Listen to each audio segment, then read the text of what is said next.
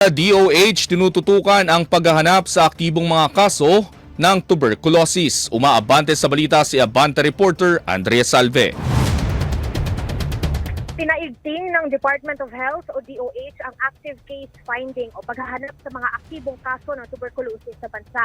Ito ay matapos lumabas sa ulat ng World Health Organization noong nakaraang taon na ang Pilipinas ay pumapang-apat sa may pinakamaraming kaso ng TB sa buong mundo. Nakasaad din sa naturang ulat na tinatayang nasa 739,000 na Pilipino ang nagka-TB noong 2023 pero sa datos mula sa Integrated TB Information System ng DOH nasa mahigit 575,000 lamang ito.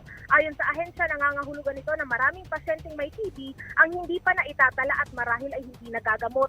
Binigyang diin ito ang kahalagahan ng maagang gamutan laban sa sakit kaya nagsagawa sila ng X-ray at health screenings sa iba't ibang bahagi ng bansa. Sinabi rin DOH Secretary Ted Herbosa na may nakalaang pondo para sa libreng gamot kontra TB kaya hinimok niya ang publiko na magpatingin at gawing regular ang pag-inom ng mga gamot. Ako si Andrea Salve ng Abante Radio. Ito ang balitang mabilis, mabangis, walang minti.